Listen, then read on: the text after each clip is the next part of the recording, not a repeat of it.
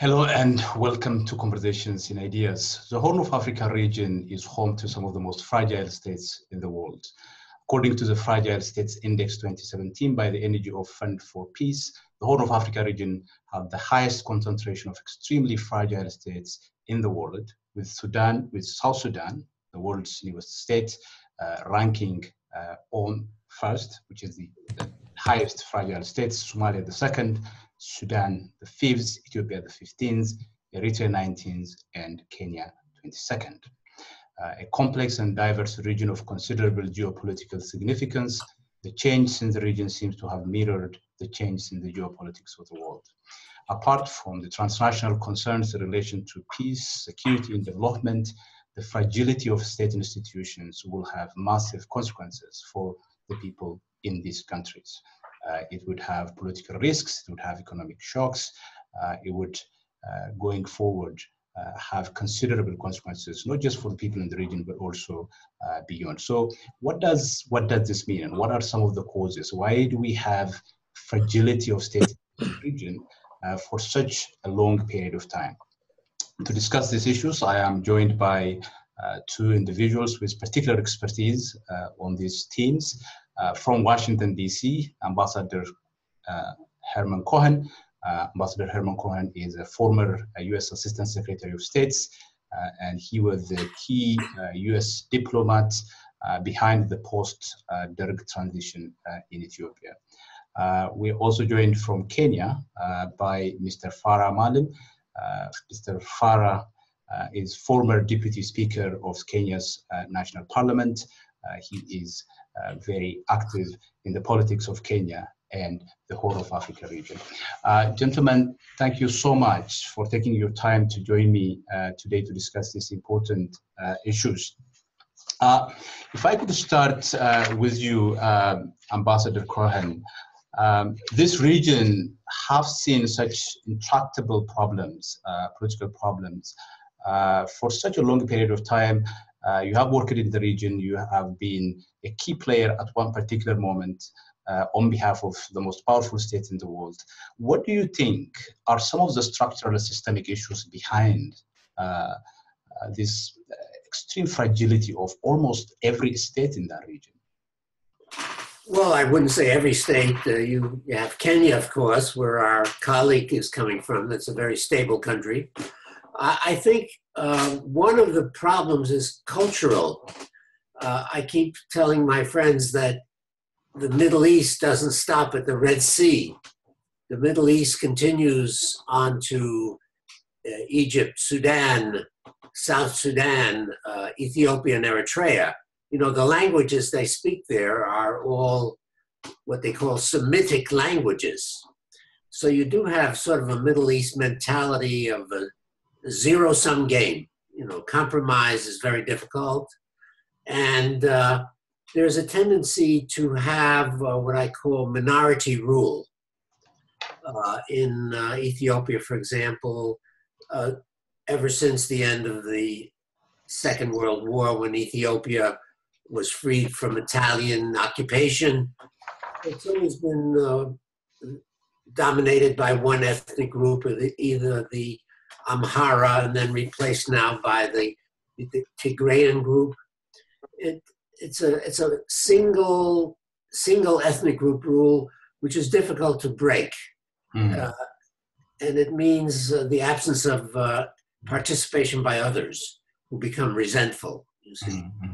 I think that's true not only in Ethiopia, it's true in Sudan, where you have minority. In Sudan, the Arab-speaking people are a minority in Sudan.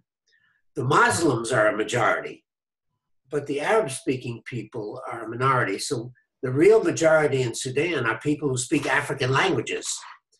This is what the late John Garang was saying. He said the Africans should really rule Sudan, whether they're Muslims or Christians. See? So I think it's the whole framework of minority rule, monopolizing power, I think is the greatest problem. Somalia, before it broke down in 1991, it was ruled by one of the major clans. And the other clans felt left out. That's why you had the failed state, Mm-hmm. with the other clans coming in, and their inability for many years to agree on a new framework for governing the country. So my personal feeling is the cultural aspect is the most important. Right, right.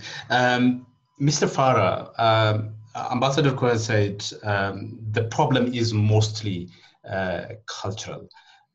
Would you agree with that assessment? What is your take on some of the sort of structural systemic issues that sustain this fragility? Actually, I must say to Ambassador Cohen, I have seen more or less in the same prism that he has seen the politics of the Horn of Africa, the Greater Horn of Africa. Like what he has claimed is basically the Semitic, axis. In Ethiopia, it is the Amara Tigray, which has dominated the politics and the government of that part of the world for centuries, and subjugated all the other, the Oromos, the Somalis, the Benishangul Gambela, the Afars, too many other nationalities that are there. And it's like, it was a form of a racism. You must admit this, because there's a history to it. And when we got independence, there were two critical institutions that should have been improved. One, the production levels of the African continent had to be improved. Africa had to produce more, not just be a consuming continent and a continent for raw materials, but a continent that also adds value to its own raw materials, and at the same time is able to move like the other countries, like the so-called the Asian tigers. The other area that had to be improved was to build institutions of politics that were supposed to try and not reinvent the wheel all over again, but to try and borrow from the best practices and have democracy, human rights, the will of the people. Those kind of things. The mistake that was done, and this courtesy of the developed world those days, the former colonial powers, was that they put in the political headquarters of the African continent in Addis Ababa, which essentially was a feudal racist state where the Amara Tigray Semitic treated everybody else as a lesser human, and also put in the economic engine of the continent through the Economic Commission for Africa in Addis Ababa. So we started on the wrong foot from the word go, and we failed to build institutions that were going to basically compete in this modern age. We went back more or less into a primordial state in which the stronger you are, the more you wield the power, the more what you call the gambot diplomacy.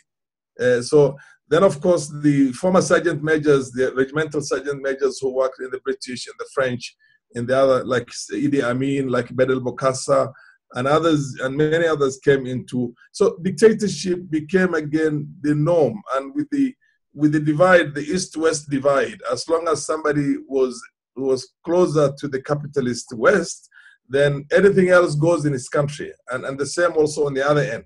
So it is cultural. It is the inability for us to start off well, the inability for us to build institutions, and the support those dictators and kleptomaniacs got from the Western world.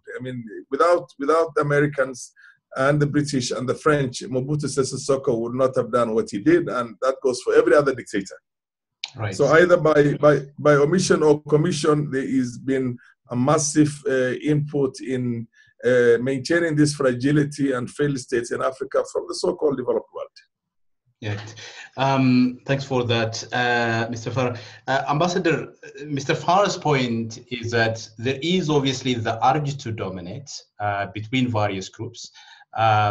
This relationship of domination and equality is pretty much justified and legitimized through cultural practices that existed within those various societies.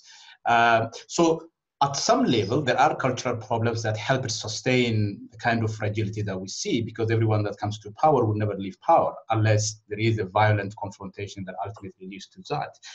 But he also alluded to a much broader structural problem that is not necessarily confined to that region. That sort of brings in broader geopolitical considerations, such as, for example, US, European support. Also in Ethiopia, we had Soviet support at some point. To what extent do you think are those broader geopolitical considerations helping sustain the kind of problem that we are talking about? Well, I'm not sure I understand the meaning of the word support. If, say, the United States, France, and UK did not have normal diplomatic relations with every authoritarian ruler in the world, we might have 5 embassies, that's all. There's so many authoritarian governments, but we still must deal with them. We have interests in those countries. We have mutual interests. So we have to deal with them. So I think the word support is not an adequate word. For example, Mobutu Sese Seko, whom I knew very well, we kept encouraging him to democratize. I remember a conversation that Secretary of State James Baker had with him in 1990, just after Namibian independence, saying, look, democracy is the way the world is going. If you don't do that, if you don't go for democracy, you will be swept away. And he said, yes, I'll do it, I'll do it. And he said, we will no longer have a one-party state, we will have multi-party. And he allowed parties to flourish. But what he really did is he spent a lot of money creating parties that would be just satellites of his own party. So I don't accept the word support.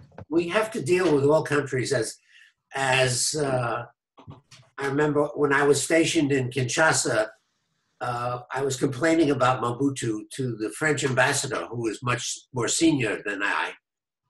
His name was Cassiasco Morizet. He eventually became ambassador to Washington. So I said, Mr. Ambassador, how can we deal with someone like Mobutu? He's impossible. He said, my son, we diplomats, we must deal with what exists. We can't change everything the way we want it. So I don't like the word support. I just feel that we must deal with governments and we must encourage them to do the right thing. And I think to a certain extent, we've succeeded in many places. People would look at, for example, I mean, I think we can talk about contemporary examples in Ethiopia, for example, where the regime in power, where everyone knows for sure that it is not representative. The US government knows it. The State Department continued to put out reports on the extent of human rights violations every year. Those reports chronicle extensive abuses by the government. But nevertheless, the Ethiopian government continued to receive financial support, technical support, including, for example, the US government helping the Ethiopian intelligence authorities build, for example, surveillance infrastructure. Now, these are in some cases justified in terms of security collaboration, but those same instruments were mobilized by the Ethiopian government against the political opposition that are based both at home and abroad. So when you have facts such as this, why would it be wrong for people to describe this as a form of support? Well, I guess you can if you like, but you must remember that democracy and human rights are something we like to encourage, but there are other interests. There are many other interests. One of them is security. There's the fight against al-Shabaab in Somalia, and the Ethiopian security forces are important there. One can argue that the Ethiopian government would like to build up the threat of al-Shabaab in order to continue having the rest of the world forget about human rights. That's one argument I have heard, and it has a certain amount of credibility. But the US government keeps saying, we keep talking to the Ethiopians about human rights and we keep pressing them. And I know a lot of my Ethiopian friends here in Washington, and there are many of them, they keep saying, why don't you place sanctions on them? Why don't you do all sorts of bad things to them? Well, that's also a possibility. But I think we have to weigh the different interests in the region. There are economic interests as well. Ethiopians, we have a problem with Ethiopia and Egypt over the big dam that the Ethiopians are building. So we have to weigh these different issues and not put 100% of our effort into the human rights issue. But we have to pay attention to it and put pressure on the government to reform. And when there is a tension between human rights, democracy in Ethiopia, and U.S. interest, you would think that obviously U.S. interest would trump those considerations. Generally, yes. Of course, every government gives priority to its own interests. Unfortunately, we wish we can give priority to the interests of the common people in every country, but it doesn't always work that way. But I must say, we do not ignore human rights. Every visitor, President Obama went there and talked about human rights. So we do not ignore it, as some countries do ignore it. Right. Mr. Farah, let me come to you. You once described Ethiopia as a failed state. What do you mean by that? Why is a country that has one of the most strong military in the region, actually in the continent as well, a government that has managed to ensure certain level of stability, peace, not only in the country, but also in the region. What do you mean when you say Ethiopia is a failed state? You see, when the ordinary institutions, I mean, there are three critical institutions or arms of the government in any civilized modern state, in my opinion. One is a rule of law. Rule of law is not ruled by law, but is a rule of law where everybody is supposed to conform to the law. And if you don't conform to the law, then you face the full force of the law. It doesn't matter whether you are the king or you are the most ordinary person there. And then there is what you call political accountability, when you can hold free and fair elections and say you can only govern the people by their own consent. And finally, you have an impersonal state. Impersonal state in that you're not there by a certain right. You are there by meritocracy. People who get employed, people who get into positions and all these things are there because they deserve that and they have the best qualifications for that. Now, when none of those ones works, it's in Ethiopia, it's a rule by law. I mean, you have a military. It's an occupation military that occupies its own nation. It subjugates and destroys and kills and carries out pogroms on its own population. And it is managed and run by a minority group. I mean, Ethiopia is, I don't know whether any census has been conducted lately, but I think the population is anything from 100 million. But you have 3.5 million to 4 million Tigrayans who have basically held the country as a hostage and who have carried out genocides and massacres in every area of the country because they have the firepower. And then when you look at the meritocracy in there, I'm told there's over 100 generals from only that small ethnic community, and the rest of the country there is basically not there. When it comes to the rule of law, when it comes to the capitalist orientation that lately they have tried to open to, you look at Mekele and look at the Tigray province and look at the rest of the country, it's different. So it's failed state in the sense that the people only lack the power to be able to rise up against it, and they've already risen up against it, to be able to turn it. Because for you to be a failed state is when the institutions don't work. When you have an occupation of your own country using your own brute force, that is not a state. I know it has got you can have a militia. The American military is so powerful that it can occupy many countries. But then it can't occupy those many countries, and because it has the firepower, it cannot be legitimately said that they have formed a government anywhere in the world, other than their own country, which has basically got institutions and this democracy there. So I say it's a failed state because it's not there by the consent of the people to begin with. The government is not there by the consent of the people. It is a minority state. It is there using the brute force on a daily basis. There's no law and order. There's no meritocracy. So for all practical purposes, it's an implosion. And the moment, I think the implosion have already started.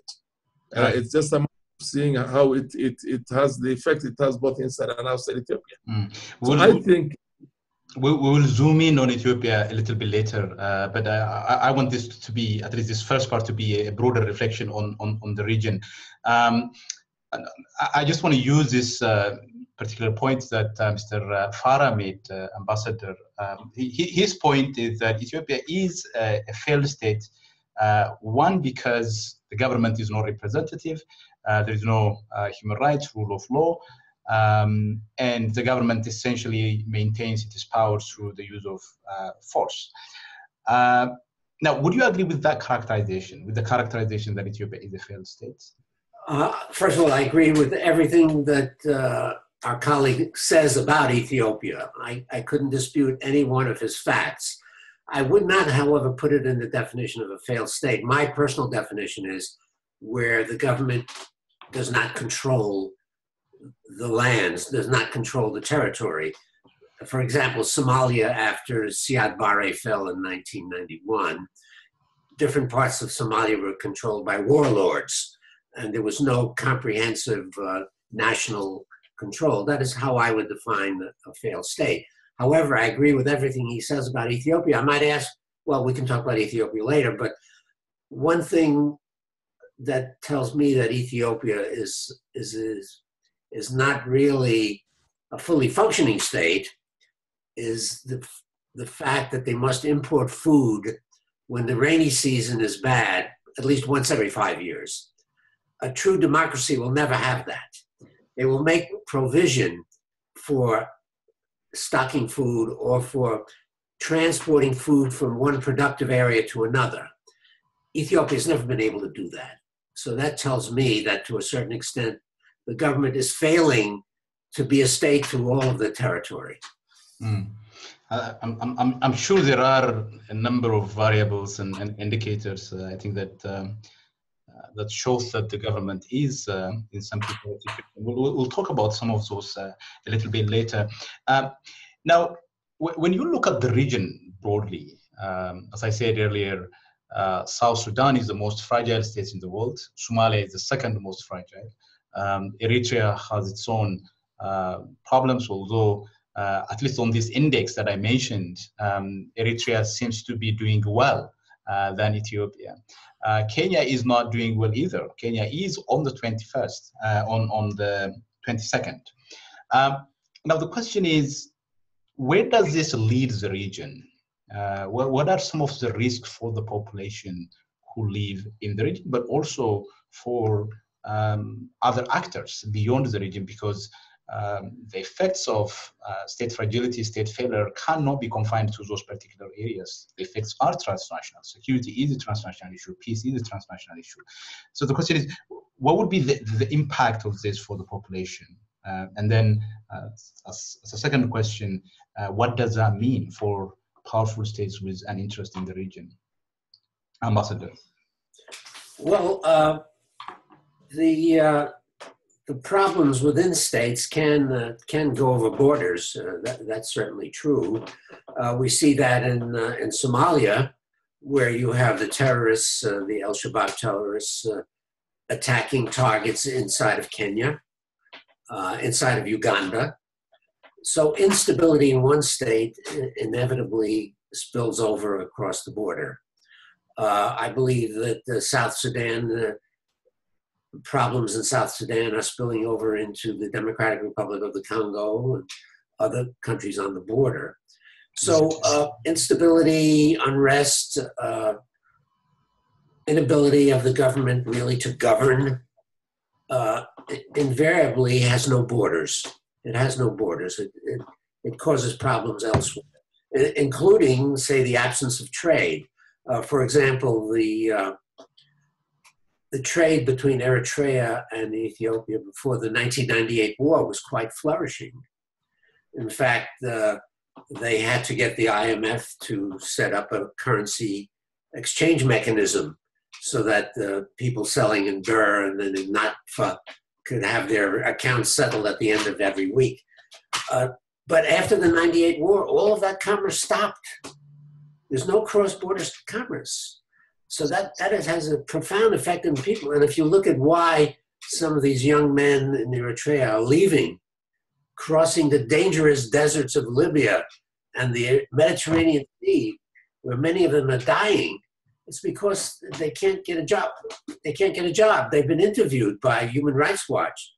90% of them say, I left Eritrea because I can't get a job, you see. So all of this lack of good governance or discriminatory governance invariably has an impact on the neighbors. And this entire immigration business coming from throughout that region is impacting heavily in Europe. Look at the politics of Europe now. Countries are going from sort of moderate democracies into hard right-wing authoritarian tendencies in Poland and Romania and Bulgaria because they can't stop the immigrants, you see. So everything is interchangeable. And to the extent that some of these regimes were one way or another supported by the West, both the US and Europeans. And over a long period of time since independence, most of these countries had highly repressive governments, and those repressive governments were aided and abetted by external actors. And the consequence now is a huge number of people leaving their countries, in some cases flying from repression, in some cases seeking better life. And that is now destabilizing Europeans themselves. Doesn't that say something about Western policy towards authoritarian governments? Earlier you said that every country has its own national interest, and therefore most cases would act consistently with their national interest.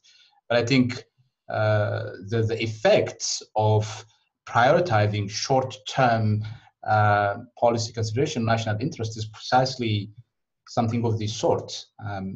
What do you say about that? Well, let me say, I don't think that what Western governments do in these regions causes the problem. I think what you're alluding to is if we only had different policies, or if we applied sanctions, or if we had no relations at all these problems would go away. That's totally untrue.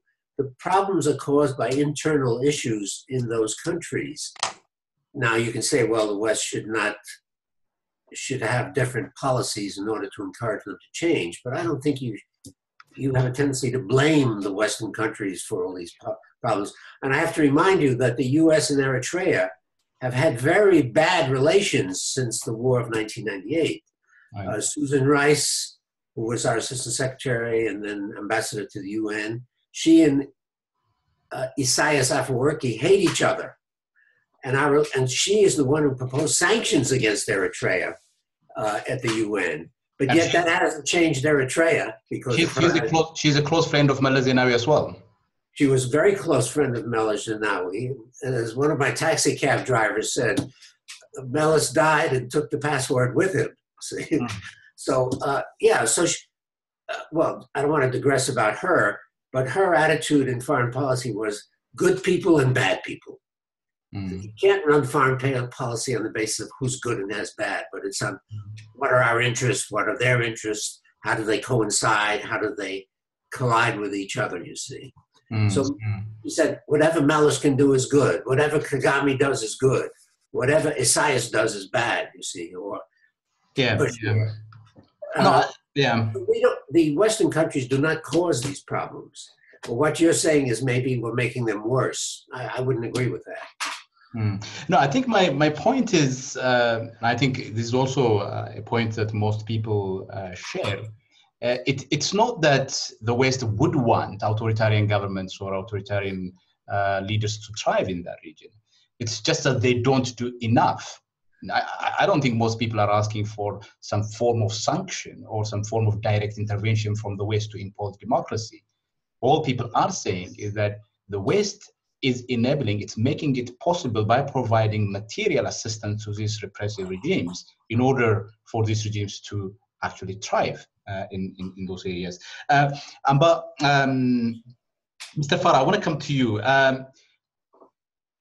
as we were saying, there is a massive problem of institutional failure in these regions. In most countries, there is not even a political will to create an institution that are independent, can deliver justice, can hold governments accountable. What do you think would be the consequence of continued state fragility for the people across the region?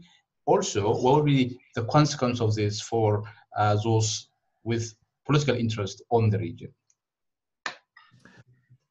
To begin with, I want to tell you that I don't want to say that most of the problems that we suffer as a continent is as a result of what the West does.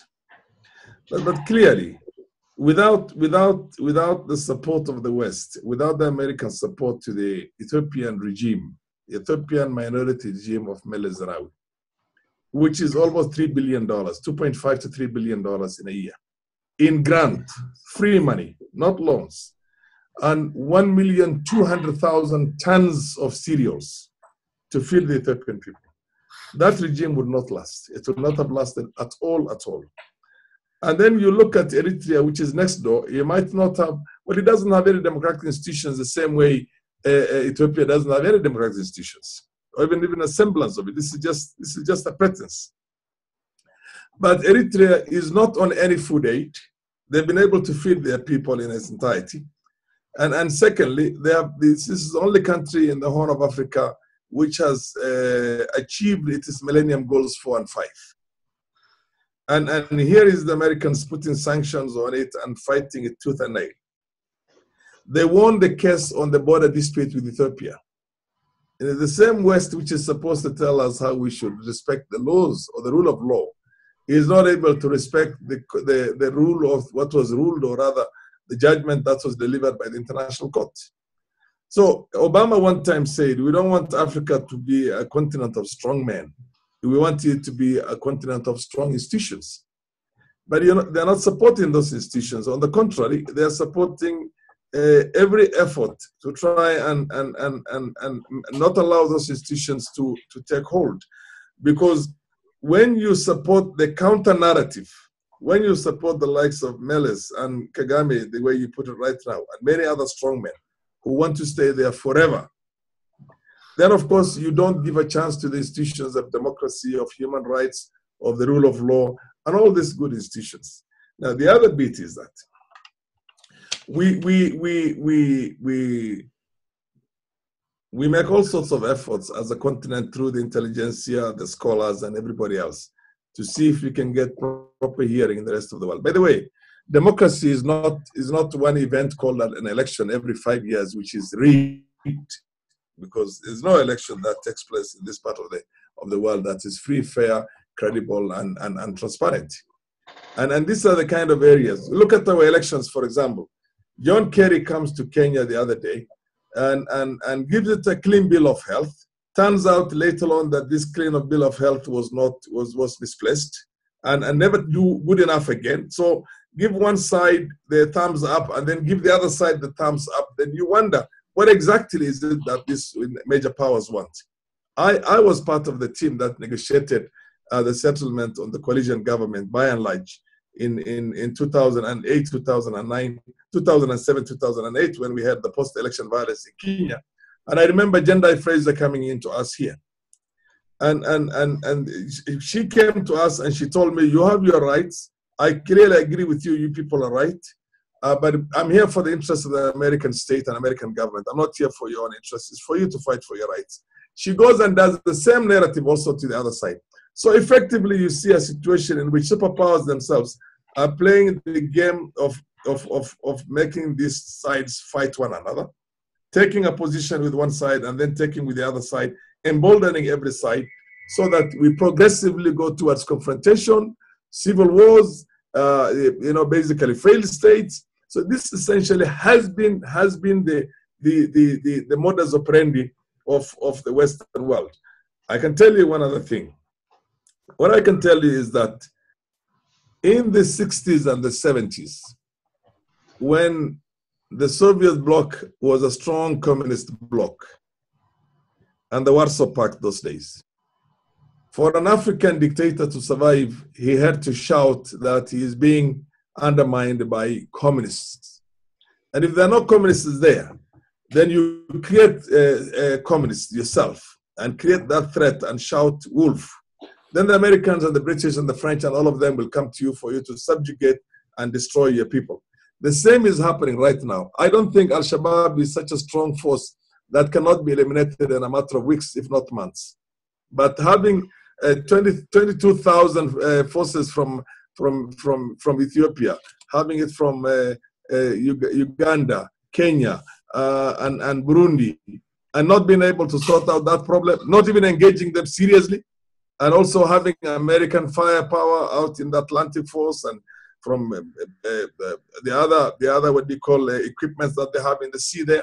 I don't think anybody wants to get rid of that Al-Shabaab. If anything, I have a strong feeling that Meles cooperated with them and wants to help the thriving of Al-Shabaab and even the subsequent government so that the thing can flow, the aid can flow. He cannot be held accountable to free and fair elections, or they cannot be held now, the state that is still there after he's gone. Mm-hmm. So in a sense, you wonder people with such a powerful intelligence, the CIA, the MI6, MI5, and the rest of them would not know the basic information that is known by a man in the streets of Nairobi and Addis Ababa and Mogadishu. I don't believe that myself. So I think, in a sense, it is, as Ambassador Cohen puts it, they're there for their own interests.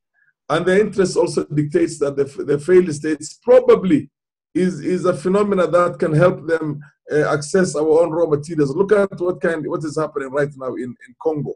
I mean, the richest country in natural resources right now is up for grabs by Western hitmen there who are taking its coltan, it is diamond, it is the gold, it is wood that is as old as hundreds of years. I mean, that is all now happening in there. So in a sense, I can tell you that, as Ambassador puts it, that they're there for their own interests, and that interest outweighs the interests of these African countries, particularly in the Horn of Africa. And I don't know when we'll get out of it. Let me ask you one thing here. So if this is based on calculations of interest and power, why is it that the West, with all the technological, the intelligence capacity at their disposal, why is it that they have not been able to see the long-term consequences of this support, as we were calling it? As you can see, Europeans are now paying very dearly. You see, one of the most I can see Ambassador Cohen is involved in the energy sector, private energy sector in many countries in Africa.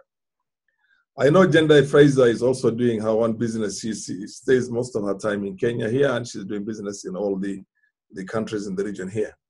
I remember Tony Blair being an advisor to Muammar Gaddafi sometimes back when he left his own post as the Prime Minister of the UK. So in a sense, that interest, whether it's at the personal level or it's at the national level or a national interest, is playing out even in a more bolder fashion right now as it was playing out in the 60s and the early 70s. Because these things are there. We thought that when these countries collapse, then these refugees flock to the Mediterranean Sea and to the European ports and American ports.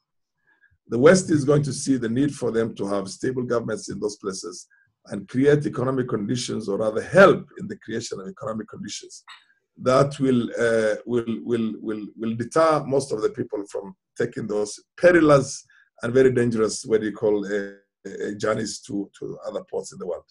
But I don't think that's happening right now. I don't think at all. Look at Syria. What's happening in Syria right now? There is still no deliberate intention on both sides of the two superpowers to stop this thing. It's still a zero-sum game. Everybody wants to win.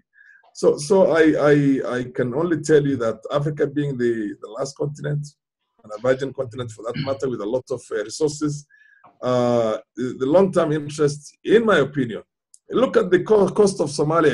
If you have a stable government in Somalia, then those trawlers there that come from all the major powers in the world that are scooping the Somali fish at a rate that you can never imagine, resources that would have lasted the Somalis for hundreds of years, is being depleted at the rate of, unimaginable rates. Right. And it also goes for the other natural resources. I mean, how many of them right now do have concessions there?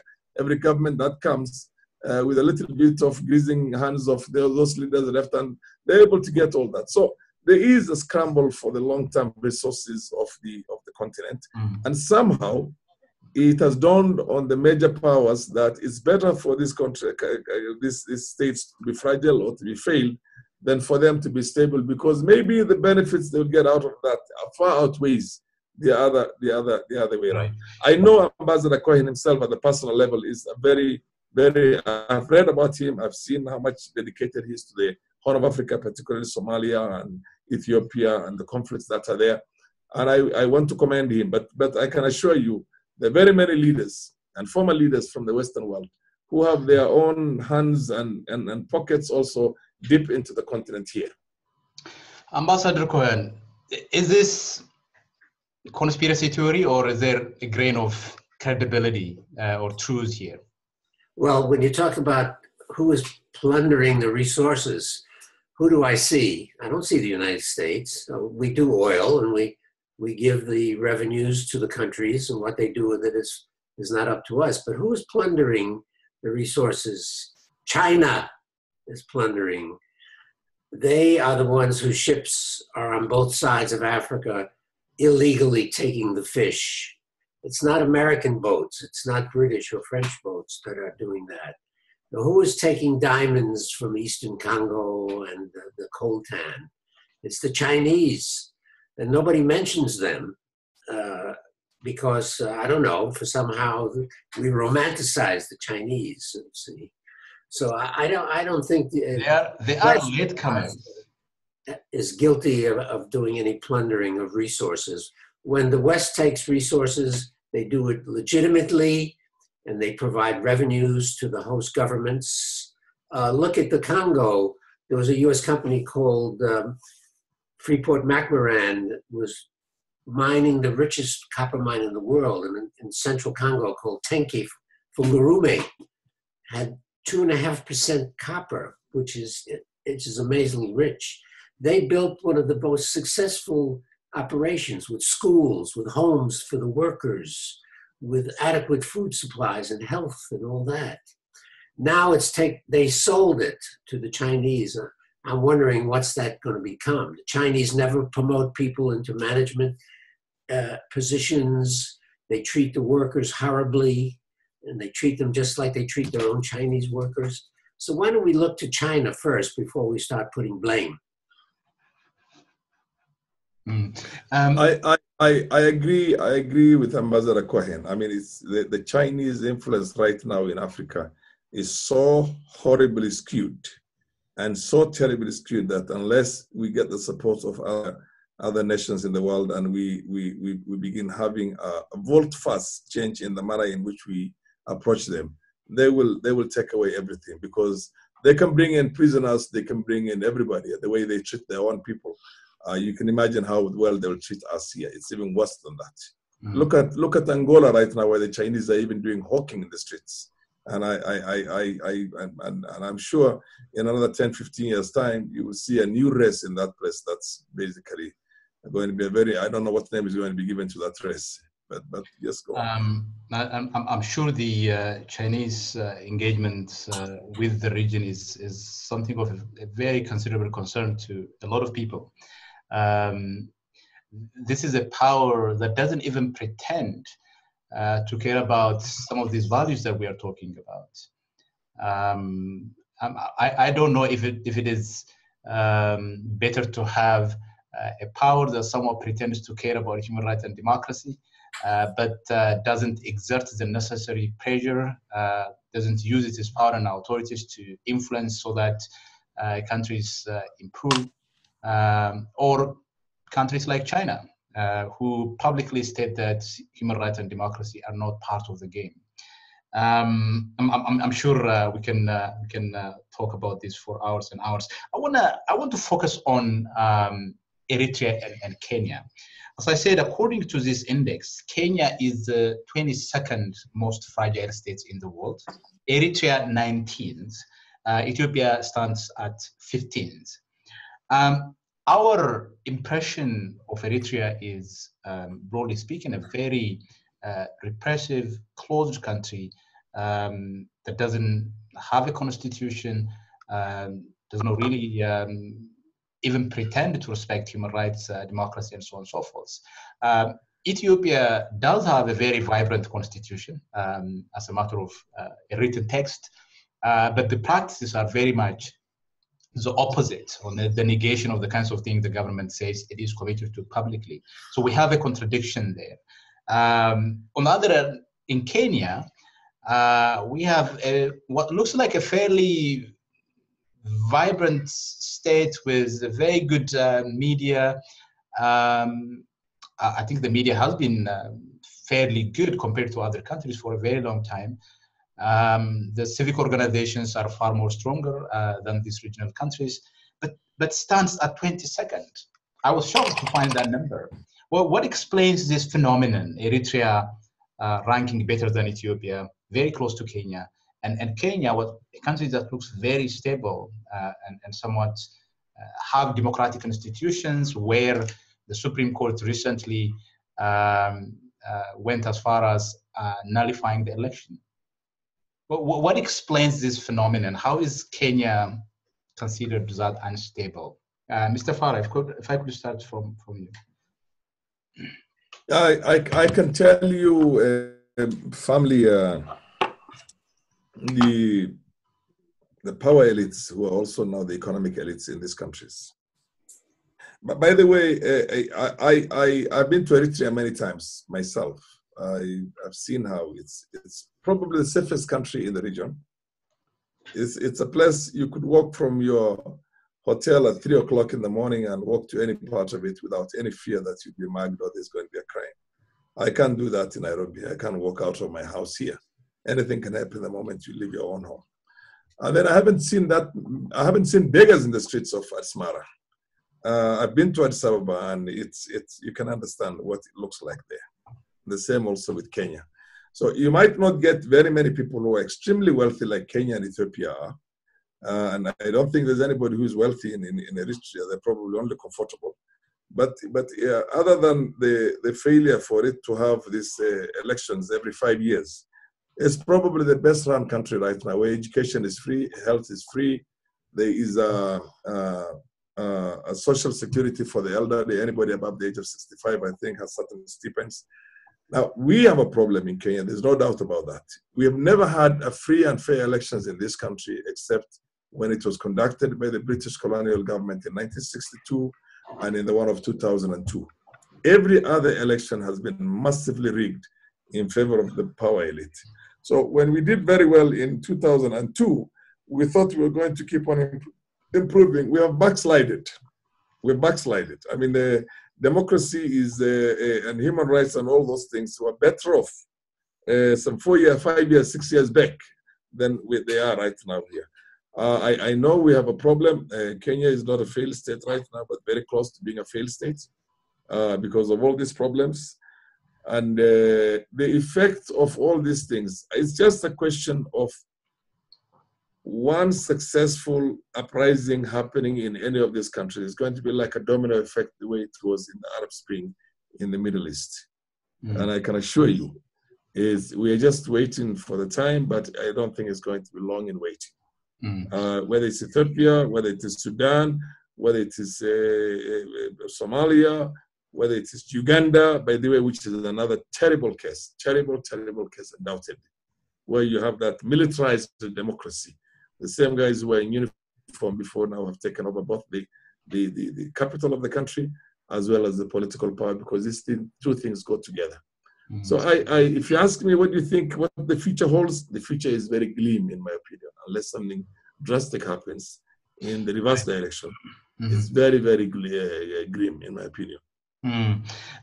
Ambassador Cohen, how do you assess this situation? What explains Eritrea's situation, at least in terms of the sort of general perception that exists about Eritrea in the region, also globally?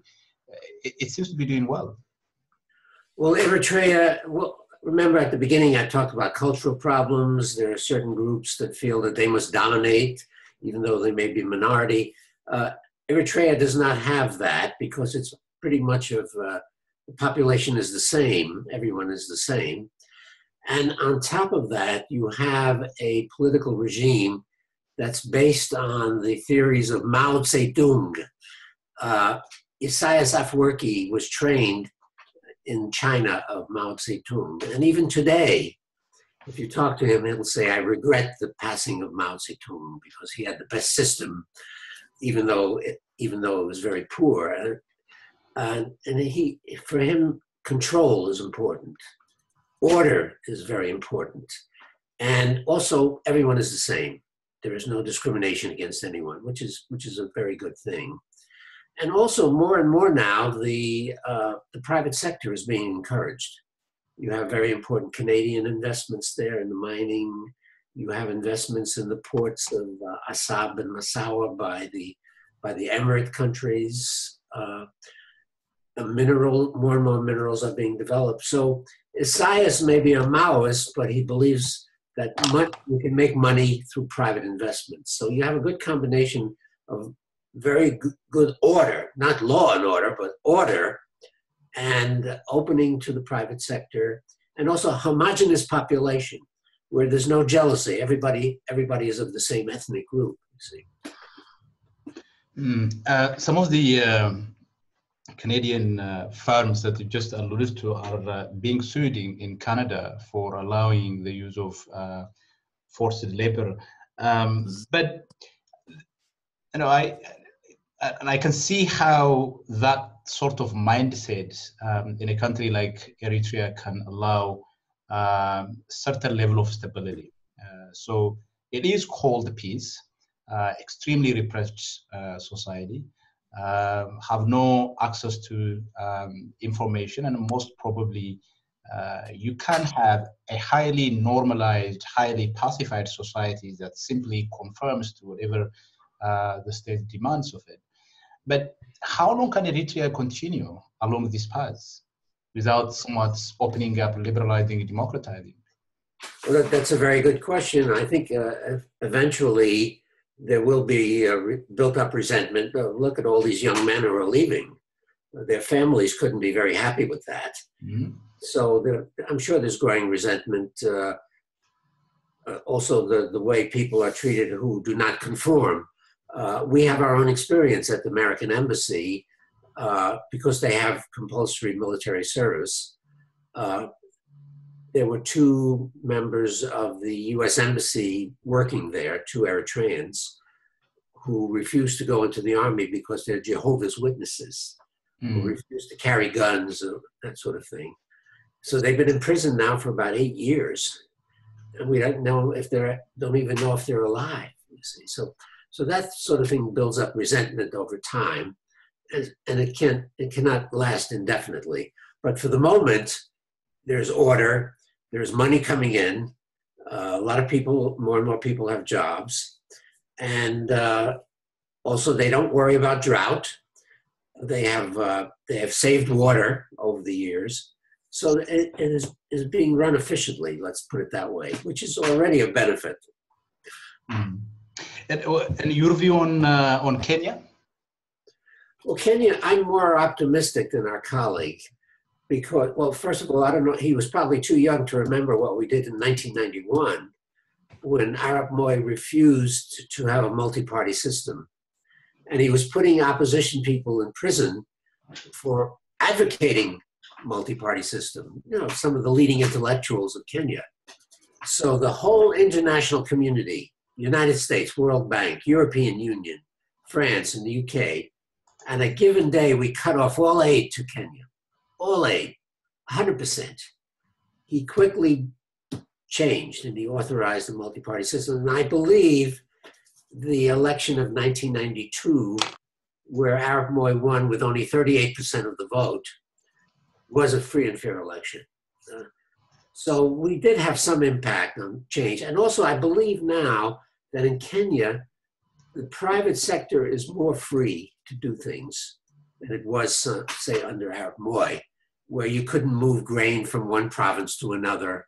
And it was highly regulated and corrupt. I think Kenyan private sector is much more free now to do what it needs.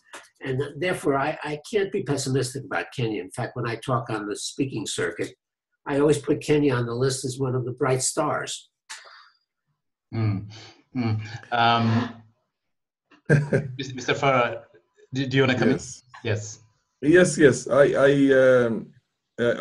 actually went into parliament in 1992. So I was part of that reform of efforts in the late 80s and 1990, 91. Sorry, and we had two very, very able ambassadors. One was Ambassador Hempston, who was an American ambassador. Was not a career diplomat. Is somebody who was appointed at that time, I think by, I can't remember who was the American president at the time. I think it was Bush the father. It was Bush, yes, Senior Bush, yes. And literally broke all diplomatic etiquettes and protocol and literally twisted Moi to the extent of almost pulling his arm from its socket. And he did a very good job. We owe him a lot. And then there was the German ambassador who also went on a copycat immediately, linked up with Hempston. So there was a goodwill that time. There was a massive goodwill at that time to help Africa transform itself into some kind of democracies with human rights components. But one thing that everybody forgets is that the resilience of authoritarianism is you cannot be blind to it. You, as you put it, when Mobutu, you asked him to have so many parties, he went and created parties himself, which were basically supposed to oppose him. But here he was to defeat what he called the very noble objective that was there. And we've had the same thing. Moi stayed in power for 10 years. He left in 2002 because the constitution did not allow him to run for a third time. And that goes for all of them. I mean, Museveni went and changed the constitution. He removed the term limit. I have a feeling they will do it also. Right now, I don't think Djibouti has a term limit. Museveni has no term limit. Kagame has no term limits. All of them had term limits initially. And I don't know what's in store for Kenya. We might also have a situation in which people will be, the powers that be could be pushing for term limits. So in a sense, the authoritarianism that's there in Africa, which has very cleverly meshed both political power as well as economic power in the same hands. The richest people in the country are the leaders of the country. And in a sense, and like we put it, you see Ambassador Cohen tells you that the private sector has been very vibrant. I agree with you. The private sector is very vibrant. And all along when we are negotiating human rights, democracy, transparency, openness, credibility in elections and the rest of it, we had a corresponding demands by the developed world. Open up your mobile phone sector. Open up this sector of the economy. Open up this sector of the economy. So the West also, at the same time, had its own interests, very, very, powerful interests as part of the negotiations. So you never can tell at what stage in those negotiations would our national interest as people of these countries in the Greater Horn would become subordinate to the one or the business or economic or capitalist interests of the Western world. I don't want to believe every time the two of them, a choice has to be made, we always lost. And that's why we take 2 steps forward and we take 3 steps backward. Then, of course, there was this genocide which happened in Africa, using military always to subjugate your foes. And then we had the International Criminal Court. I was part of the what was called the PGA, Parliamentarians for Global Action, that pushed very hard for the establishment of the Rome Statute, or basically the International Criminal Court. Now we had our own politicians who were indicted and taken to the International Criminal Court. And they came out of it scot-free, which means that universal jurisdiction also has now been demystified by despots and dictators in all other countries in the world, or particularly the third world countries. So it's no longer the teeth that you bear and you threaten them. I just wish they never indicted them and just kept on saying that we'll take you to court. Then there would have been more fear. But right now they were subjected to the belly of the beast, and they came out of it and unscathed. So everybody knows how to deal with it now, and nobody cares about it. So in a sense, we are purely at the mercy of those political, economic elites who rule these countries. Whether you call them despots, call them authoritarians, call them dictators, whatever you want to call them, they can come in the gap of Isaias Afwerki, in which case they didn't come through a democracy, and I think he's the lesser of all those other devils. Or they could come in a democracy, and this democracy are all managed democracies where you know the results well in advance. So it doesn't look good. It doesn't look good. I can assure you. But we can't lose hope. But and then there is this massive, what do you call, hunger and starvation that are there in many parts of the continent or in the region for that matter. Right now we have about 65% or 67% of our population subsisting on less than $2 a day. And you can imagine the level of poverty in the country. And then you look at the upper class, you look at the rich, who quite often are also the political class, and what they have amassed is unimaginable. Yeah. So they are. Yeah. On this point, I want to raise something that recently sort of became very prominent in this region, which is the role of money in politics. Obviously, one of the ways through which most of these leaders maintained and sustained themselves on power is by consolidating patronage. So certain categories of people from different groups are allowed to succeed economically, and those people are then used to control that particular society. And Alex Duval, someone you both probably know, an eminent scholar who has done a lot of writing, extensive research on the region, but also have very close personal relationship with some of the leaders, including the late Malal Zenawi, recently wrote a book titled The Real Politics of the Horn of Africa, where he basically talks about the role money played, and in some cases, the role money and military power played. So the military in some of these countries engaging, for example, in economic activities, and sometimes using the instrument of money and violence to sustain these regimes in power. What is changing in this landscape in terms of the increasing role money is assuming in terms of sustaining this authoritarian apparatus? Ambassador Cohen. Well, when you talk about money, I think you're talking about the United States. You know, we have great inequality here. But I think you're right about Africa. For example, in Ethiopia, companies that are affiliated with the TPLF get all the contracts. The government is going to build a road or a dam or electric power station. All of these contracts, road transportation, that sort of thing, they go to companies which belong to members of the TPLF. So this is the combination of money and political power. So therefore, in order to be able to get anything, you want to get a contract or whatever you want to get a job, you must be loyal to the political party in power. This is true in many, many African countries. I always say that one of the reasons that Africa is so far behind the rest of the world is the African entrepreneur who wants to invest his own money, but is not affiliated with the people in power. He is considered an enemy of power. Whereas in Southeast Asia, the independent businessman is seen as a partner in development. There's a tremendous difference of mentality between these two regions. And until the African entrepreneur wants to invest his own money, is seen as a partner in development, they will not get very far. The country I think that is making the most progress now is Ghana. Ghana now, you have more and more Africans investing their own money. The World Bank says that there is over $2 trillion of African money sitting outside Africa. And it's not being invested because of this dichotomy. Is if you're not part of the power structure, your entrepreneurship is not wanted. And that's why I like Kenya, because I think that's separating now more and more. The entrepreneur does not have to be part of the power structure to make money and to create wealth. Right.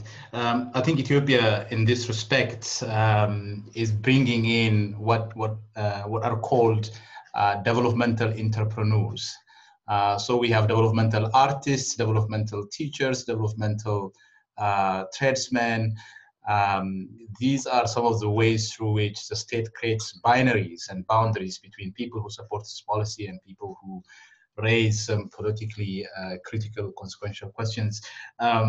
Again, we'll talk about Ethiopia a little bit more. Mr. Farah, what's your view on the role of money in the region? Oh, it is the second most important thing, power and money. And they go together, by the way, so you don't know which is more important than the other. In our elections here, money is everything. And because money is in the monopoly of people who are in the government, they wield more power than everybody else. Right. And that's why whenever the moment you access power, the first thing you do in Kenya is to try and amass as much wealth as possible. And the contracts, like in Ethiopia, by and large, either graft influenced, which means somebody has to part with some money to be able to be given those contracts, even if it's not politically that well connected, or he has to use political power, or both. So in a sense, there is no way you can divorce money from power in Kenya and in Uganda and in Ethiopia and literally every country in the region. How is money used in Kenya? Is it used to buy votes directly, or is it used, for example? Oh yes.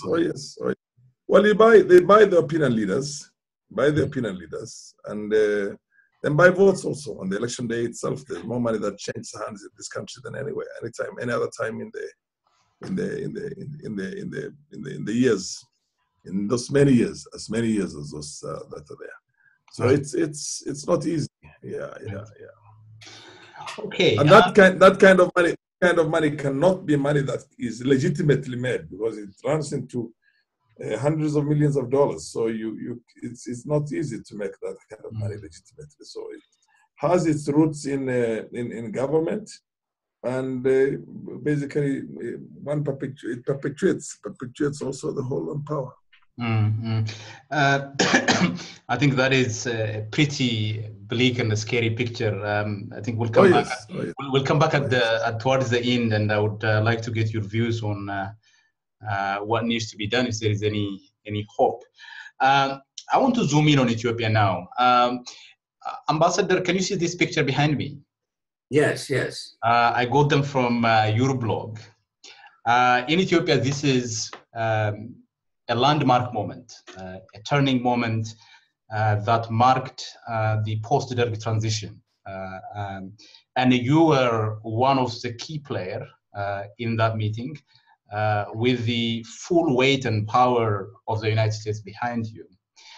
I just wanted you to give us a sense of what the power dynamic looked like on that table. As you can see, there is, to my right, Lench Oleta, who was the representative of the OLF.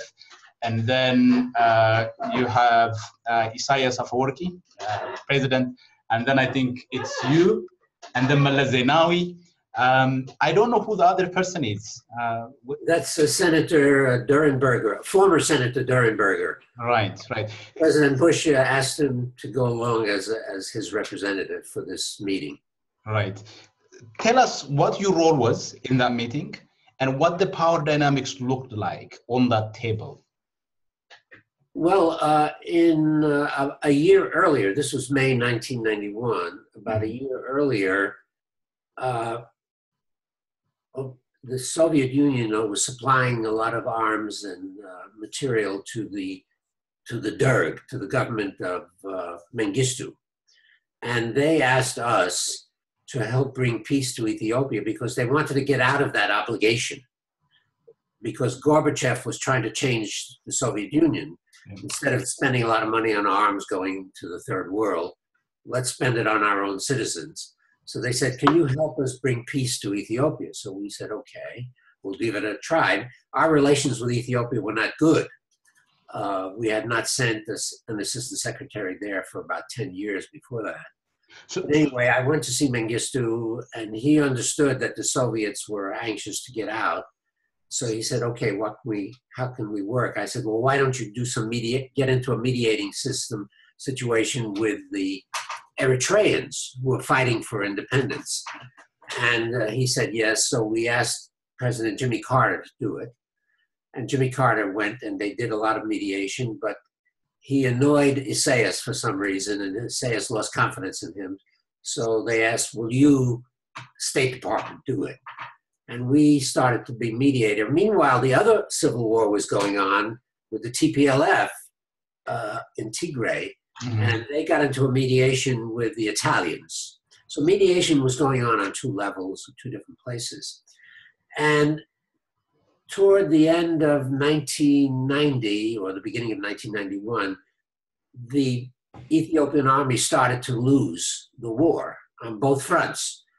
The rebels were gaining on both fronts after many, many years of being just static. Nothing happened. And we found out after the war that because the State Department came in, the Ethiopian troops said, well, the war's going to be over soon. We don't want to be the last ones to die for Ethiopia. So they stopped fighting very much, allowing the rebels to advance. So that's why we called a meeting, because we felt that Addis Ababa was in danger. We didn't want to see Addis Ababa be destroyed by fighting. Can I just clarify one thing, because this is really important? What happened between those moments? Why is it that the Derg army suddenly began to retreat? What is it that changed that power dynamics? Because they saw the U.S. government was doing mediation. They said, well, the U.S. government is very powerful. They're going to end the war soon. So why should we keep fighting? Well, of course, the rebels didn't think that way. The rebels kept fighting. So after about 15 years of static warfare, nobody was winning, nobody was losing, they suddenly started to drop back. And you found more and more Ethiopian troops running into Addis just to get away from the war, you see. So we really didn't end the war. What we did is we ended the war, but we sat on a soft landing so that we could get some agreements before they start fighting each other. Sometimes I tell the Eritreans, you made a big mistake. You should have captured Addis Ababa. And they always say to me, you're crazy. We're not interested in Addis Ababa. All we want is our own country, you see. But anyway, the reason we had this meeting was to bring everything to a close in a peaceful way so that there should be no more fighting. And that's what we accomplished there. I wanted to get a sense of what the power dynamic looked like on that table, because some of the parties are militarily stronger than others. Some of the parties represented a constituency that is broad in terms of number, in terms of the territory. So Lencho Letta, the OLF representative, represented the Oromo people.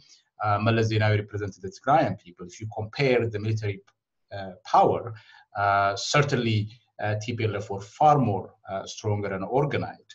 But Lencho Letta represented a far broader constituency in Ethiopia.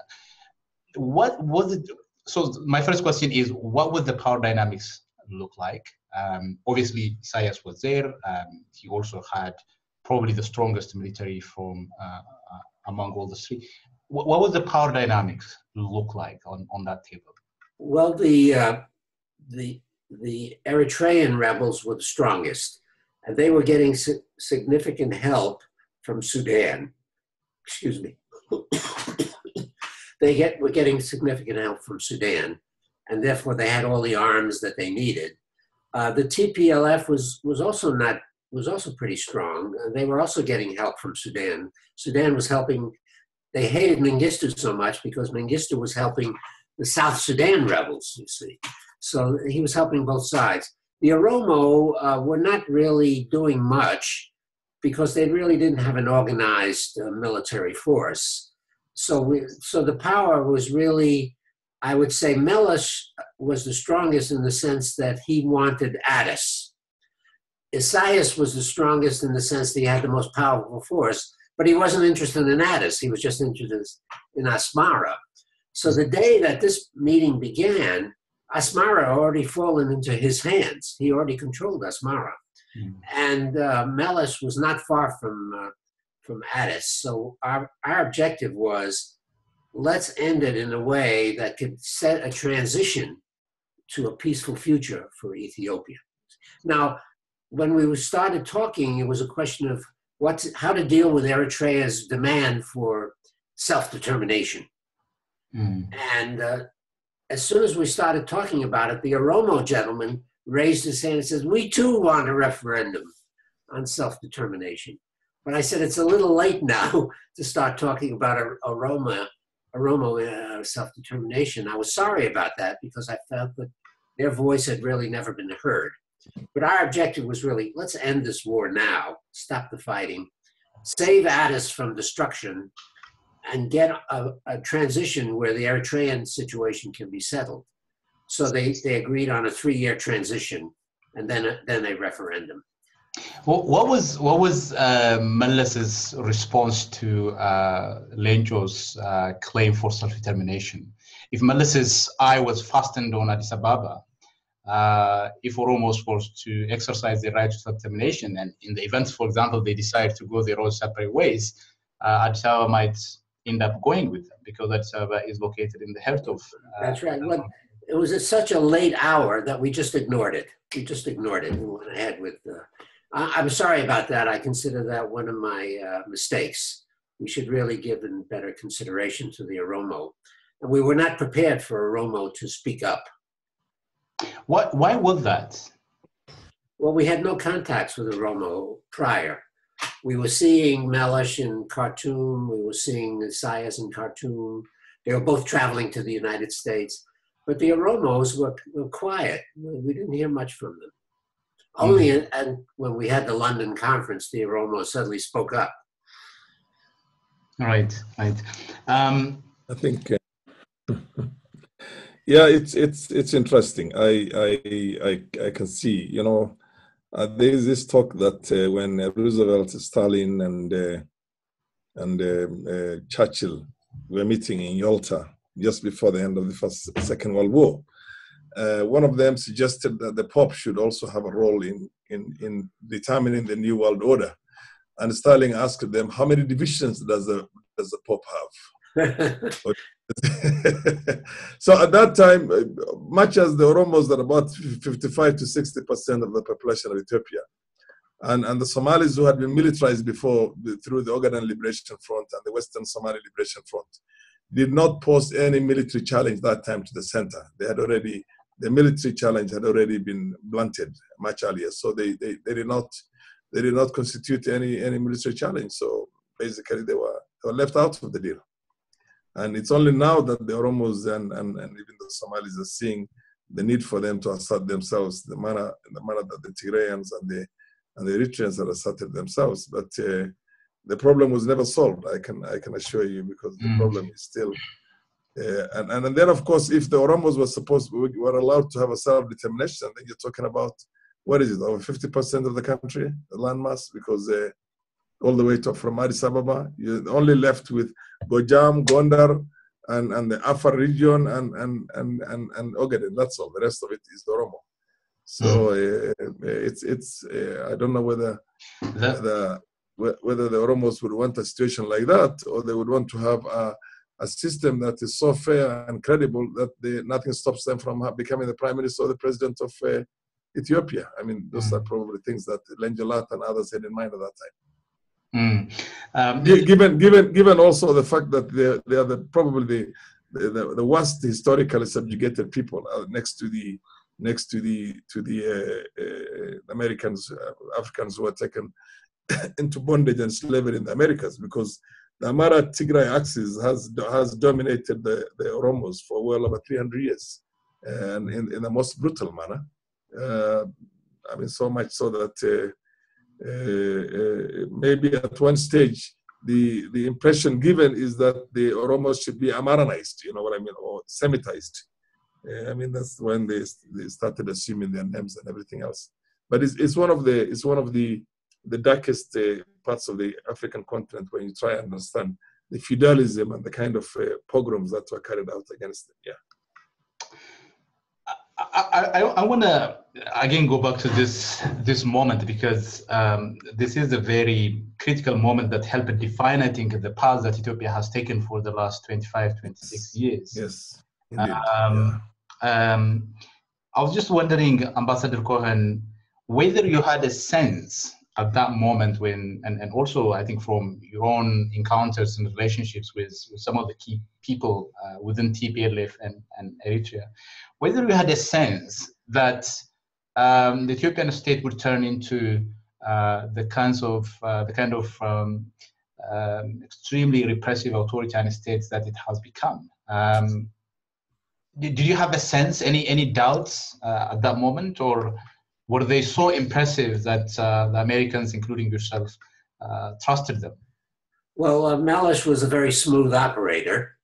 And, you know, we had this agreement in end of May 1991.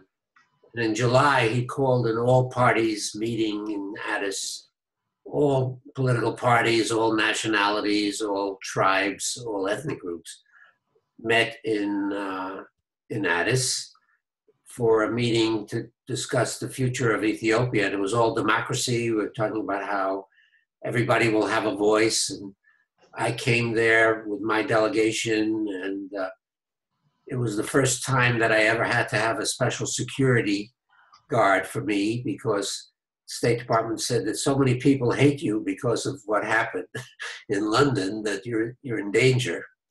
So I went there, but it was all very, you know, everybody's gonna have democracy. So Mellish made all sorts of promises, but then of course drifted into this authoritarian regime.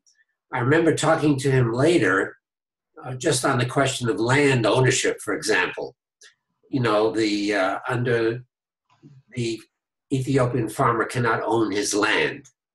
He can only occupy it during his lifetime, and he can have his children take over when he dies, but he's never owned it. So he can't go to the bank and borrow money to buy machinery or whatever. So I questioned him about that. I said, this is not a good system. You're never going to get agricultural production if the farmer cannot invest money. He says, yes, but look what will happen if we give them ownership. The Amharas will, he said, the Amharas will come in here, they'll buy the land for nothing, and the previous owners, the peasants, they will dissipate the money within 1 year. They'll become poor serfs again, and the Amharas will be in control, just like they were under the emperor, you see. So he was expressing a resentment against what the many-century rule of the Amharas, you see. And he says the only way we can keep the Amharas from coming back is if we do the same thing. We have the authoritarian regime when only we will be in charge. So of course, I being a non-expert on Ethiopia, I finally, a light bulb went on in my head, and I said, this is the cultural makeup of Ethiopia. This is the way they think.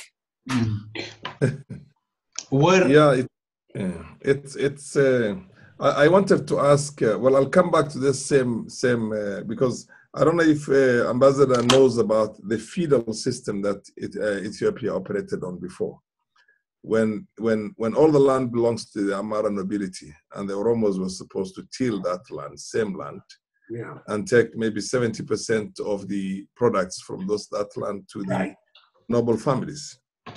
And what is basically now in hindsight has become not quite a rosy picture is you have to understand that Afwerki and Meles were relatives after all, because the highland Eritreans, the Hamassen, Golokzai, Sarai, and the Tigray are more or less the same people. They have a lot in common. Same language. The same language, the same culture, same Orthodox faith, and they have a history together. And you know, although the rivalry between the Amharas and the Tigrays is there, but you have to understand when it comes to Oromos and all what is assumed to be the lesser races in Ethiopia, they form one Semitic component.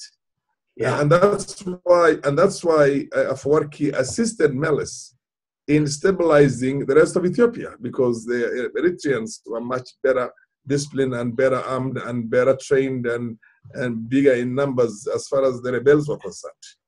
It's only later on, much later, with the ego and the supremacy battles between themselves, it turned into that very sorry state when they have to fight one another. The other one question I wanted to ask Ambassador is, the same method you tried to help the Ethiopians so that Addis Ababa does not become a battleground and there is no total collapse of the state in Ethiopia. Why didn't you try the same for Somalia when it was going through the same phase? Have you tried that for Somalia also as the only superpower those days? You mean in 1991 when Siad Barre was? Yes. Yeah, to bring the rebels together so that Mogadishu could not go into the chaos it went into, and maybe talk to Siad Barre and move him out the same way you talked very well to Mengistu and gave him a plan to move to Zimbabwe. Yeah, that was interesting. I think that was a victim of U.S. strategic interests. We needed Berbera for our fleet to operate out of, and we didn't want to get Siad Barre agitated. Plus, his personality was the type that it was hard for him to get him to think about talking to the other ones. He kept saying, the Ethiopians are going to attack me every time I saw him. Oh, the Ethiopians are coming. I said, the Ethiopians are not coming. There are Somalis living in Ethiopia who are going to come after you, meaning the people from Hargeisa. That's those people. Yes. So he was not amenable to some sort of a peace operation there. His mentality just didn't accept that. Plus we had the Italians. The Italians, for some reason, kept pressing us to keep helping Siad Barre. I didn't quite understand that, but that was their attitude. And that was difficult for us to deny them. Do you feel the American strategic interest has since shifted? Because we were hoping that the Americans, you had the Operation Restore Hope when the American Marines came into Somalia to try and help in the delivery of the... Let's take up this question towards the end. We can sort of... Yeah, well, look, I'm sorry, I can't stay much longer. Yeah, I'm concluding. I just want to focus on two questions. One is the current crisis within the ruling party. Meles installed himself first as a president shortly after that meeting, and then a prime minister. And he remained in power until his days in 2012. Given the way in which he structured the party, he ran the country, he left behind such a huge vacuum without any strategic thinker, leader that can fill that vacuum. He has to do that precisely because retaining the kind of authoritarian control that he wanted to retain necessitates the elimination of every viable or credible leader. Now the ruling party is in crisis, and there is internal infighting within the ruling party. Are members of the diplomatic community, the international community, interested in terms of democratizing this party? Is there any discussion that you are aware of? I'm not aware of, I think the Obama people did not take many initiatives there, to the best of my knowledge, since I'm not an insider. And I think the Trump people are just emphasizing human rights. They're not really looking at the internal dynamics. What I'm trying to work on, track 2, is to normalize between Eritrea and Ethiopia. I think it's in their mutual interest to do that. And the Eritreans are now positive about that, they've told me. But the Ethiopians are sort of, one day yes, one day no. But I think if you look at the speech made by the Ethiopian delegate to the UN when they renewed sanctions on Eritrea, they said, yes, we must renew sanctions, but we're looking forward to having good relations with Eritrea. So I think maybe things can be changing there. But as terms of working within Ethiopia to push them toward democracy and to take care of this instability in the TPLF, which is really falling apart, I agree with you. And the way I see it is that the EPRDF is falling apart because all of these governors that they've installed in the states are now becoming pro-states and anti-Addis, anti-Tigrayan. So it is time maybe to try and work things out inside the TPLF and get them to accept democracy. But as far as I know, the Americans are not taking any initiatives there for the moment. Just as someone who has been in the State Department and understands the mindset and the culture of the diplomatic community, should the Ethiopian people expect some kind of positive outcome or a positive role to be played by the US, especially from this administration? I don't know. I think Secretary Tillerson is very new. He's traveling there soon. I think he might take an interest. He might take an interest if he's properly briefed. I hope he's properly briefed. But the new, our Assistant Secretary of State now was formerly ambassador in Ethiopia, Don Yamamoto. Yeah. So I think he will brief Tillerson about what's going on there. So I think we can be a bit optimistic. Mr. Farah, what do you make of the sort of the crisis within the ruling party?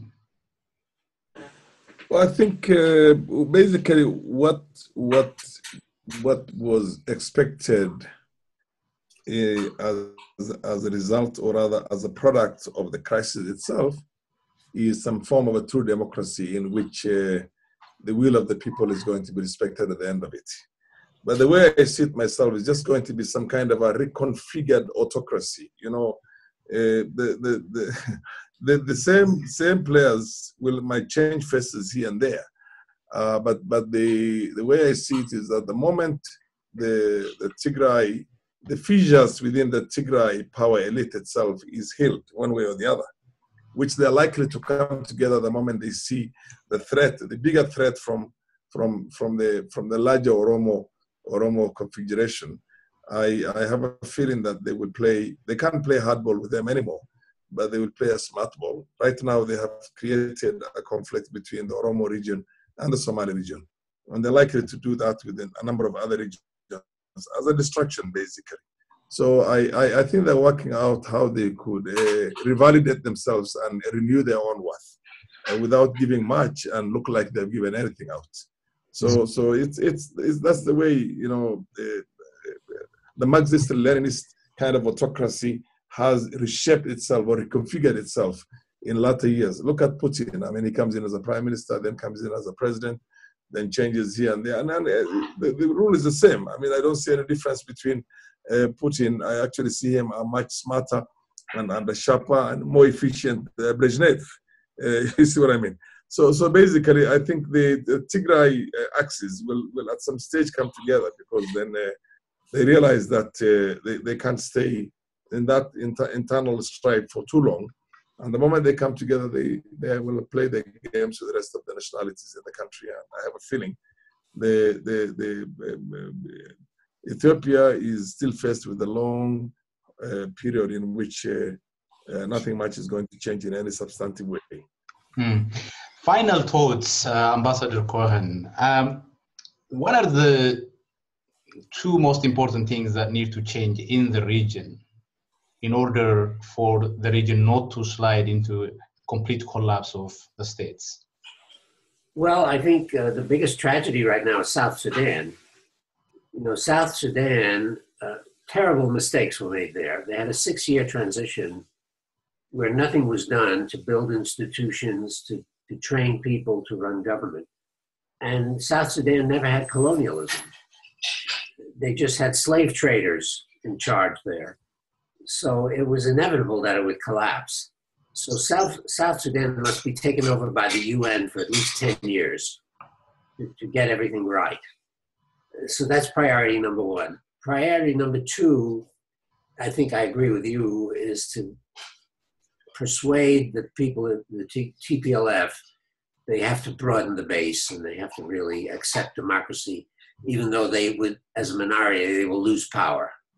But they have to do it in such a way that it'll truly be democratic, when everyone will feel secure. I think that's priority number 2. Otherwise, Ethiopia will continue to deteriorate. And maybe ultimately collapse. It could collapse, yes. Mr. Farah, what are the 2 things that you think needs to be done, needs to change if this region were to return from this abyss, the cliff that it is standing on at the moment? Well, we're looking, the region is very diverse. I mean, the kind of problems that you have in Somalia, in Ethiopia and Eritrea, what you call the Afro-Asiatics, basically, and Djibouti to some extent, are pretty much interrelated. Although for now, Djibouti is fairly stable, and there's need to see this one holistically. On the issue of South Sudan, I think it's a long haul. I mean, we have to get. This is a very tribal society, and as Ambassador Cohen puts it, they haven't had a period of time to be able to learn in how to basically establish or promote institutions in that place. And the Dinka, Nuer, Shilluk, and all these other Juba tribes and the rest of them is a bit tricky. I don't see a light at the end of the tunnel for South Sudan for a long while to come. But I think the rest of the region is pretty tired. I'm talking about Ethiopia, Somalia, and Eritrea.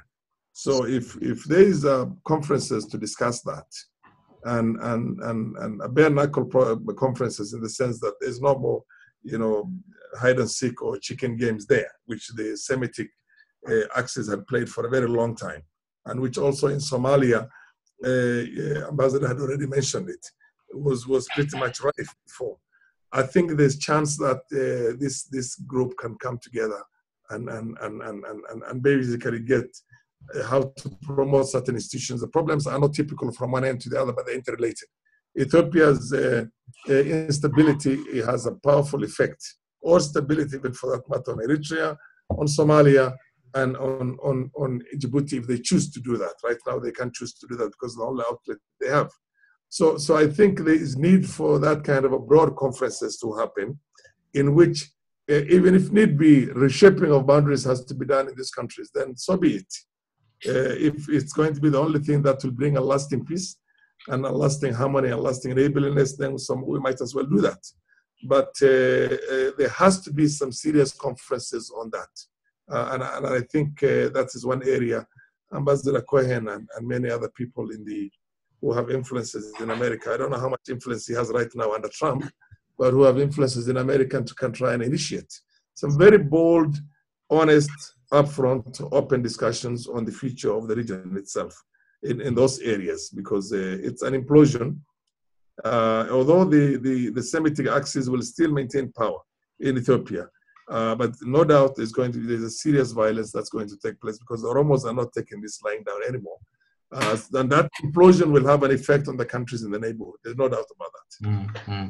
And obviously the people on the ground also must continue putting the pressure on the government, because it's only if there are people who are asking these questions, making these demands, that others that are beyond their shores will listen in some cases and Absolutely. Yeah. Absolutely. Gentlemen, thank you very much. Ambassador Cohen from Washington, D.C., Mr. Farah Maalim from Nairobi, Kenya. Thank you so much for joining me here on Conversations and Ideas. Thank you to those viewing us, commenting, interacting on social media. Until we come back with another program, goodbye. Kwaheri ya kuonana. Kwaheri, Ambassador, thank you very much. The last time we met was when we had the Millennium Peace Summit in New York. I met you that when we were together in one of those sessions. Thank you. Okay, thank Asante you. sana, Kwaheri. Bye-bye. If you want, you can talk. We are no longer live, so if you want to unwind, or I'm sorry, I have to run. Thank you. Thank you so much. Please, Ambassador. Thank you. Bye-bye. I appreciate it so much. Thank you so much. You're welcome.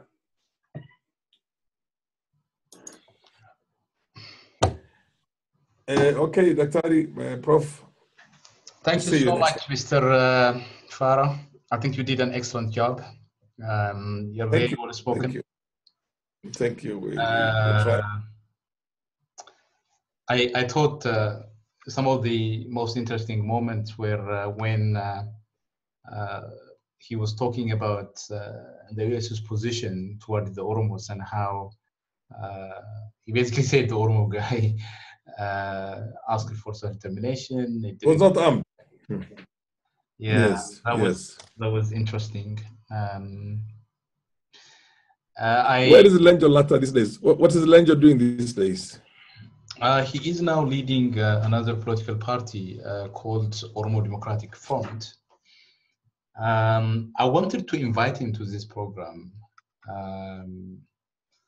but I changed my mind because I did have him on one program Yes. about a month or so ago. This morning you are of the opinion of inviting David Sheen, not Cohen. Remember I mentioned to you about Cohen. Yeah. Because you told me David Sheen, and a number of times you told me David Sheen. Me? Yeah, it wasn't David Sheen, eh? No. Well, then maybe Mustafa. Yeah. I did invite David Sheen a while ago, about I think maybe 2-3 months ago. No, I was talking about Cohen. Maybe when we were talking this morning, I know you were talking about somebody else, but I wasn't really hearing you very well. So yeah, I told you the person who has quite a bit of knowledge on this is Cohen. But David Sheen was an apologist for the regime in Addis. I don't know whether you've had an opportunity to talk to him. Yeah, I had him on a program specifically on the Horn, and then with the focus on Ethiopia. We were talking about securitization, counterterrorism. Yeah. He is I think he has changed a bit. I think it's very difficult for individuals to stick by these regimes when they continue to overstay their office. Also, facts change. Absolutely. Facts Absolutely. change around, and it just absolutely no longer possible to continue justifying that system. Yeah. But he was a bit lenient on them. Even Khan was lenient. I think he also doesn't seem to know much actually about the region. He had that I think experience from the 90s, maybe until early 2000s, but he doesn't seem to be quite informed and engaged. Maybe with Eritrea more than Ethiopia and the rest of the countries in the region. No, he's very old. He's very, very old. David Cohen is old. He has changed his mind a lot.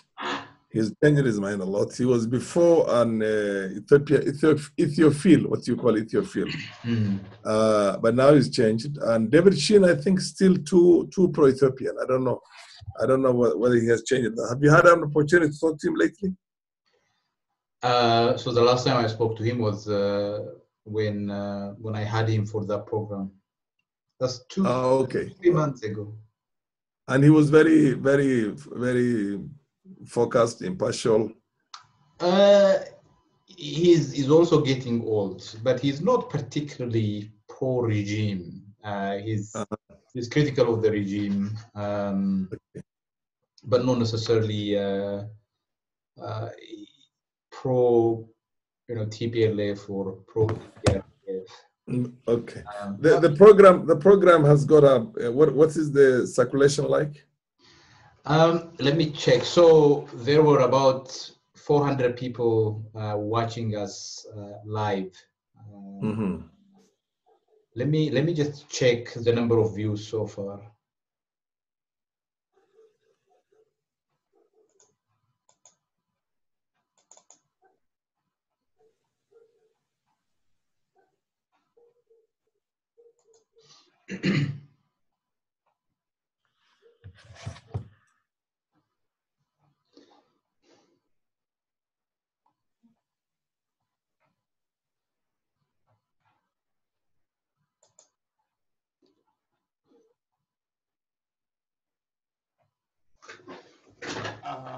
Why is this so slow?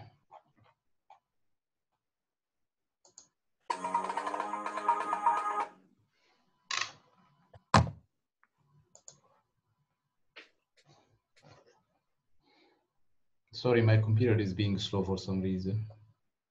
It's okay. That's okay. It must be quite late on you. Oh no, it's okay. Yeah, it's So, outside is around. So far, we have 14,000 views. Wow. 488 comments. Shared by 441 people. Like the number of people who shared the program, 488 people commented and viewed by 14,000 people. So that's pretty good. That's a good number. Mainly because we are speaking in English. Yes. Most of the people who are viewing are people who obviously can hear and understand English. As you know, in the Western world or in Africa also a lot. Mostly, I think. I mean, I'm sure most people who watch this program are Ethiopians. Maybe in the diaspora. In the diaspora, also back home. Okay. But you tend to have very few people back home who can access the program live. But 14,000 is a good number.